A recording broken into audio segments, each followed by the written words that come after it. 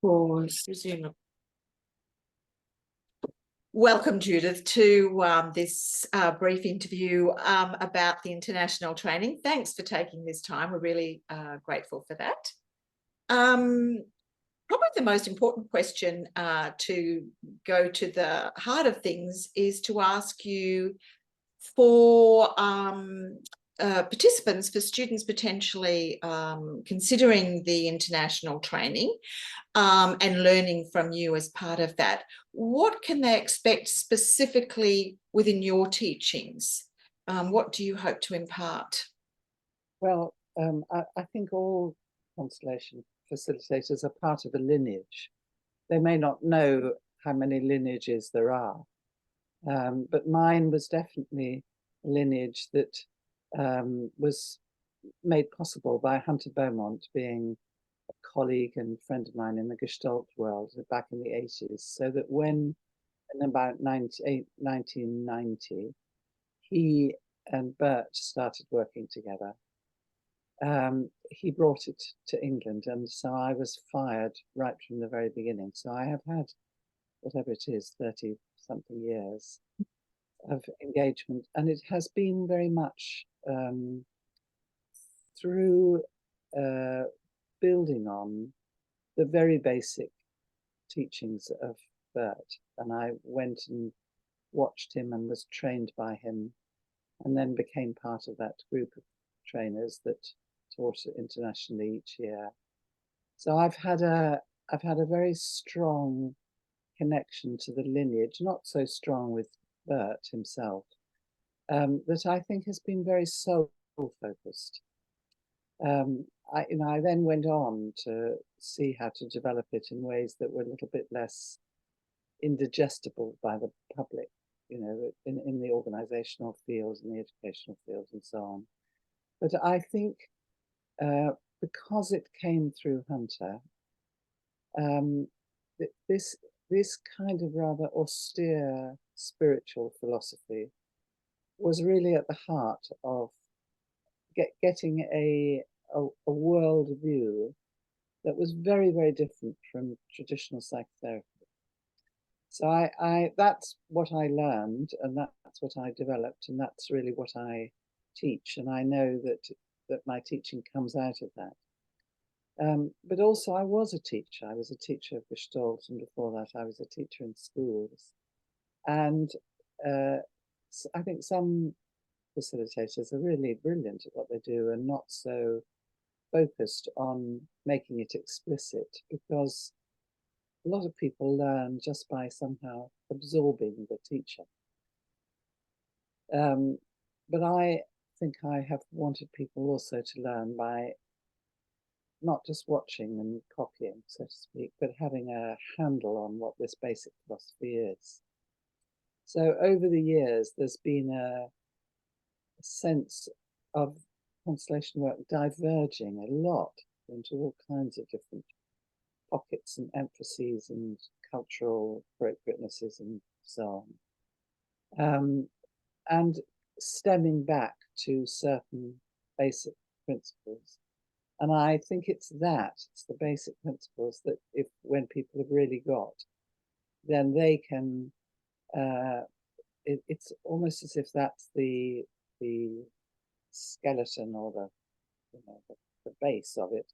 And then they can dress it in all sorts of different ways and use it in all kinds of different ways, which the philosophy doesn't say, it's not specific about any of those things. So I was particularly focused for a long time on working with couples, because that's what that was one of my specialisms, and I've loved bringing Constellation work and couples together, because I think it's an absolutely brilliant fit.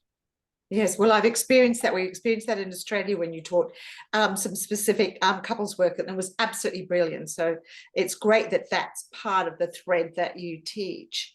And thanks for sharing a little of that lineage and your Gestalt experience and your segue into constellations.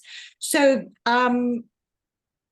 if you could share a little bit about what you feel is important for what potential students need to develop within themselves, what it's most helpful for them to develop, focus on developing within themselves in order to be that which they aspire to, skilled facilitators that can be helpful.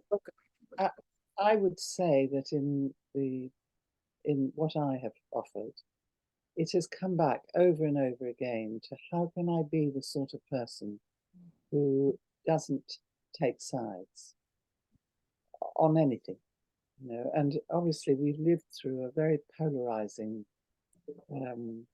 few years, what with COVID and all the reactions to COVID, and wars and all the reactions to wars, and you know, a kind of drift into people being in their own echo chambers of social media and so on. So the idea that constellation work requires you to be on everybody's side and to be able to think sort of almost anthropologically around what needs to be included in order for the problem to have the right kind of depth and dignity that it needs. That brings people always back to their own personal learning. Oh God, what can I do? I've got values. I care about this. I want this to happen. I think this is wrong. Surely you should, and he must, and you know, all the gender politics. And you know, it's a very argumentative, quite anxious field full of dualisms. And I think that the very basic philosophy is about being able to develop the presence to see things without taking sides. So the constellation itself has an opportunity to show you something you didn't necessarily see before. It takes you further into the before, or wider into the everybody else, or further into the after, so that you can hold something with more sort of creative, it's what Fritz Perls used to call creative indifference. Yeah, and I think it's kind of distance and compassion. That's very, very helpful when you're trying to disentangle yourself from being involved in the script of other people. So I can't remember what the question was, but that's you've certainly spoken to it. What does one need to do? What would you suggest? But yes, that they focus on developing within themselves in order to be good facilitators. So that's that creative indifference, that compassion, that not taking sides. Yeah, it's not imposing one's. I think the other thing is that a lot of people come into this field because they've done a lot of one-to-one ongoing work with people of one kind or another. And if you're doing that, you do enter into the conscience group of your client, and that both creates an incredibly deep level of trust, and it limits your ability to jolt them into other positions, because you're, so to speak, within their field of taboos.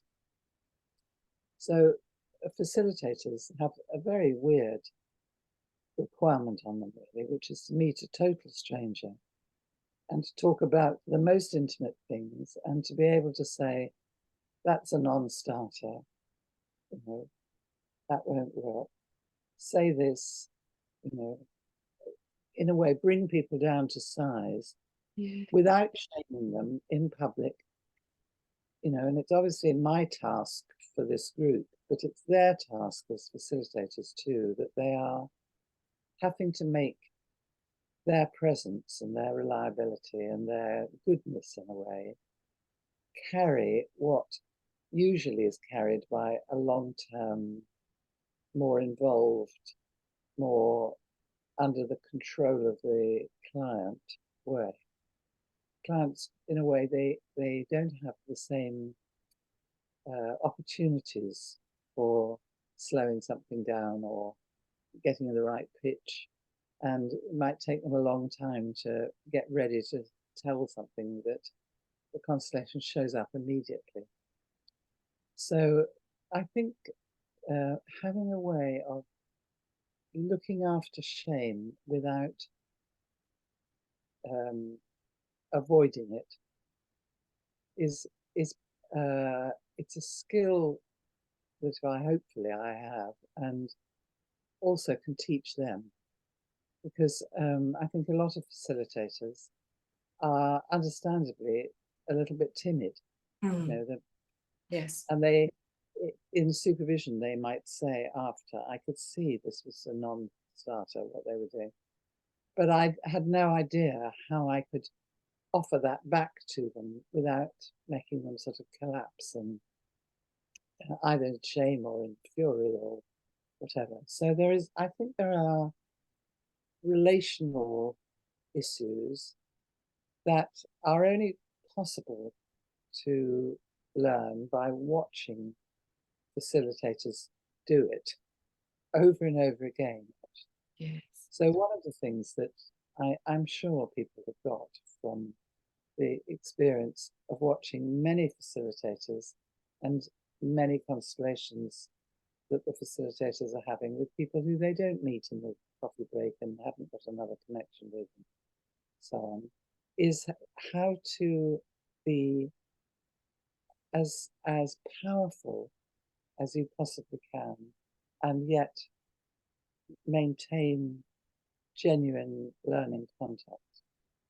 And that in a way, that's not a specific constellation skill, but it's an absolute necessity for constellation facilitators.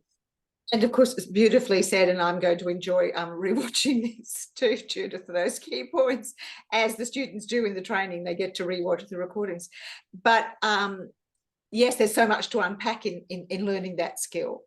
But beautifully said, yes, to be bold enough in that compassionate way to do the waking up without shame, but not to be so timid that really the clients arrived and then left in the same state, nothing really awoken. Yeah, fantastic. So did you notice anything specifically? You did speak in a little bit about how you saw community, that you actually specifically encouraged the development of community within the classes that you taught. Can you say a little bit about the value of that you saw evolve, or just simply your philosophy in developing a community within a learning environment and its contribution? One of the things I learned when I started working with groups is that a well-functioning group needs, everybody's voice needs to be in it. And if possible, over time, nobody should dominate it. You know, there should be some way of equalizing people's input, regardless of how experienced they are or how anxious they get and so on, because it's that sharing of vulnerability and of selfhood somehow that creates an environment in which we can be open enough to do our own personal learning. So in my groups, I've always spent quite a lot of time at the beginning of the group, which in Zoom, you know, it's a new learning for all of us. How do we form a community you know, when you've got a screen full of little faces? Yes. And to make sure that everybody feels embodied and has made eye contact with someone, and it has a little bit of perhaps preparation time in pairs, so that even if they don't speak in the whole group, their voice has been received by somebody. And what I noticed is that these groups clearly did become more of a community for them. Yes. Because in the early sessions, not very many people put their hands up to ask questions, and then towards the middle and the end, there were banks of these yes, coming out. Yeah. And I think people began to get more daring in asking questions which the answer would be partly to them as an individual and partly to open up a bit of teaching. Yes. I think people's attention span in screen work is probably a bit different, and they need to be, they need to be brought in more, because normally you're brought in by being part of a holding circle and a learning circle, and so finding ways within the rhythm of the hours for people to feel connected and do little bits of learning that might come out of the raising of the questions and so on, I think creates a kind of rhythm of sort of energetic dance that stops it from sending everybody to sleep, or going a I bit certainly haven't crazy. been going to sleep in your classes, Judith. That's for sure. Yes. Well, I feel as though I've been very lucky that it turns out that, my long experience of teaching Yes. has helped with this. And I, have made sure that people don't drift, and I want to see them. And it's no good if I just see their dog walking across. I actually want them there, even if they're sad and bored and upset, because that often is part of the field that needs to be Expressed. included. Yes.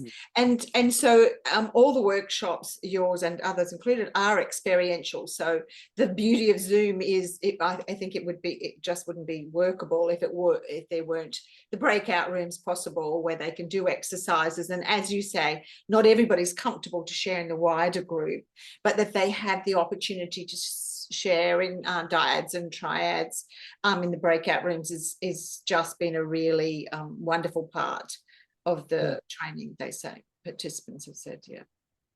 Well, I think it's been wonderful for me, because I would, if it wasn't for what you offered me, I wouldn't be doing this teaching anymore, because I'm 75 and spent a lot of time where I am here in the mountains in Wales, and I've run out of steam carrying groups over time and organising and so on.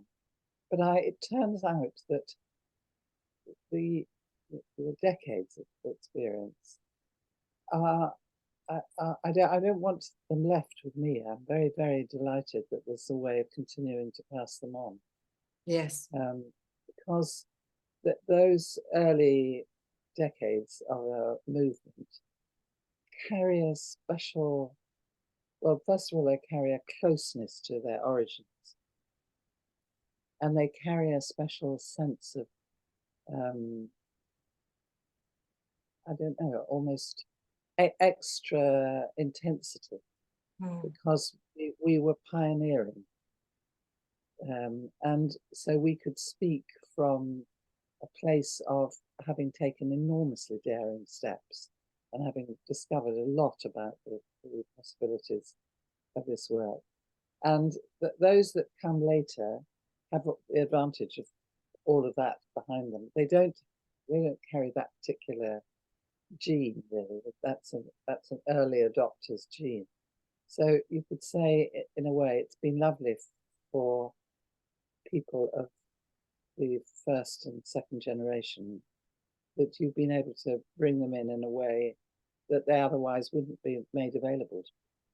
Absolutely. It's been marvelous, because we knew that after the international conference during COVID, that everybody just loved being able to learn from yourself and, as you say, first and second generation, particularly first generation. So to have that available without having to travel in the comfort, and not only that, Judith, that, as I'll do with this, that students can watch and rewatch. The truth is, none of them really want it to end. They've just enjoyed it so much and just speak of how they've learned so much. So it is beautiful that the music within you and the other elders is being passed on, and that we hear little quotes and saying, well, Judith says, and Judith Hemming does it this way, or Bertolt does it that way. So that's really rich and a diverse offering for people to experience. So thank you for being part of it. Thank you for saying yes, and that it works for your age and stage of life too. It's like, oh my gosh, thank goodness. And probably just lastly, if you wouldn't mind, so certainly we've experienced community, the in between your teachings, the groups are in practice and study groups together, and from different countries have come together. And as you say, here we are living in this diversity at the moment with so many conflicts. So we went through COVID, but then we had the difficulty in Ukraine and Russia and now Israel and that. And of course, we've got the thread of participants, all part of the training in that. So that's been a very soulful and deep, rich source of sharing and caring within the community that's been valuable. So I wonder, you've kind of spoken about, I was going to ask you what you enjoyed most personally about the training, but thank you for that. And I just wonder if there's anything else that you'd like to add, and or a little of your philosophy of constellations. I'm already grateful for what you've given, but anything else you'd like to add or speak to, or a little bit about your how you see constellations as a philosophy, or wherever you'd like to. Well, I think constellations is losing its outer definition, you know, because it's traveling in so many different directions, and it doesn't have a sort of the thought police marching around the outside saying that is and that isn't and so on. So, and that's enabled an enormous amount of creativity, as well as probably some rather weird and not so wonderful practices. Yes. I think what I have really wanted to do is to focus on very, very fundamental things about belonging. I mean, really fundamental, about belonging and about the value of guilt, and about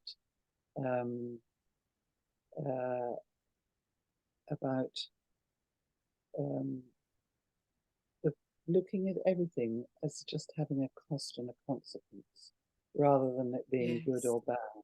Yes. When people can move into looking at costs and consequences rather than good and bad, you know, even really beyond victims and perpetrators, it's very helpful, because it means that we've got our scope can be as wide and as complex as the world is. We're always being asked to focus in on, like, I know, let's sign this petition. I know that created a bit of a furore, or let's believe in this and not in that, and you know, as if somebody beyond us was the ultimate arbiter of what's good and bad and right and wrong. Whereas I think what Bert really taught me is just to acknowledge and to look at costs and consequences, to include them, and to see us as being on a journey from the most personal conscience, which is pretty tight. It says you're in if you're in the family, and you're not in if you're not, to one which says we're all in, you know, the conscience of the greater whole. And you can't get to a conscience of the greater whole except by going through and establishing enough relevant security in these other consciences, personal one and the more collective ones. So I think, for me, I want people to have a bit of a map and to register how helpful it is to stand outside, to allow yourself the guilty loneliness of being a leader or a facilitator, that is not heading for a particular value outcome, but is heading for the things that really help people with life, which I think I have boiled down to being able to say yes to life, and with that, restoring movement where it's got lost. So all forms of entanglement limit movement. So the world comes to us and we only think that's possible. And then we repeat ourselves, create patterns. So anything that I do that acknowledges and restores movement and basically says, I'm not going to waste my life. And we all belong together. These are part of what I think is the sort of fundamental potential of the philosophy. So I definitely head work in that direction. I don't, I don't necessarily always bring in all the ancestors, but there are other times when I sort of fell 5 realms emphasis. I might only do that, and the skill, I think, for people like me or any of the teachers is to get in diagnostically accurate fast enough to demonstrate the right thing that you're doing with the person who says, I've got an issue, and they turns out that isn't really the issue they've got at all. It's really something else, but they didn't know how to bring that in. Yeah. And then doing that then involves teaching something completely different from what it is you thought. So you can have a vision of, I'm going to teach something about language, and I'm going to teach something about couples or realms, the things that my overarching topics that I've developed. But you have to be ready to jump off that bandwagon and go exactly where the person needs to go. And I think that the students are phenomenally brave. Yes. They take risks. They must be well supported, but they can't come back to you very easily.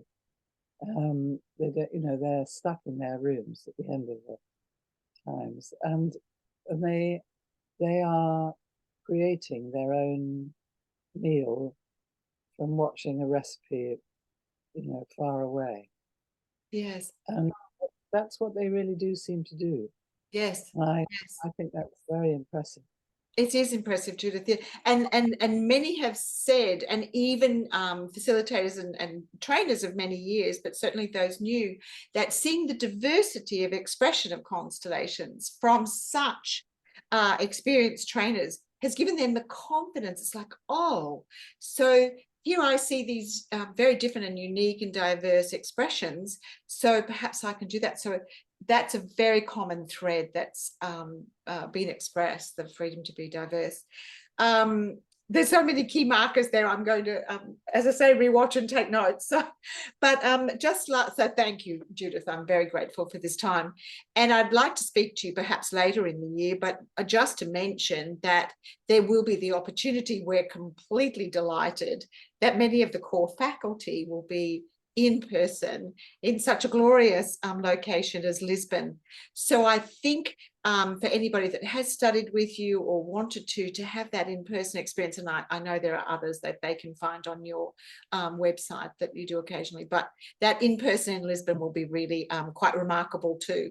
And that even though you've said you don't love panels, students and participants adore them, just to see this sort of the sharing that can move around a circle in response to questions is really valuable. So we look forward to having those there. So thank you for participating in that too. Perhaps we can speak more of that later. But so what have you enjoyed the most personally as a final note? What personally has kind of touched you or you've experienced? I know it's very broad and there could be multiple things.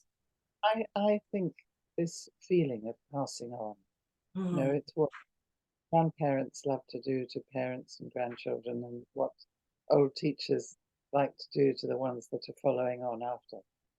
And in a way, if you are doing something you love, succession must always be in your mind. How can I this doesn't belong to me. It's a very difficult thing to codify, but I don't want it to end with me, what I've developed. I want to pass it on. And what you created, what you are creating this way is a wonderful way for that to happen. And I hear people talking about feeling they know about this constellator and that constellator and that philosophy, and that it forces them into thinking, well, I better find my path, which is obviously what eventually we all have to do. Beautiful. So I've discovered that even though I'm old and forgetful, I haven't forgotten these things. No, not at all. Lovely, because they all have their names up. So yes, that's good too. It's like the best name tags that you can get. I can act as if I'm not hopeless at remembering names. Yeah, so passing on succession, that's really beautiful, because of course you've learnt behind you, as you said, is your lineage, and that many of those have gone, Bert and Hunter and so forth, and that you're able to pass that on, and so it will continue. It's the lineage of our teachers is really valuable. So thank you again, Judith, for your time. I'm really grateful, and I'm sure everybody will enjoy listening to this. Thank you again. We look forward to seeing you in the next training, because the last one was amazing, and we're looking forward to the next one starting in next year.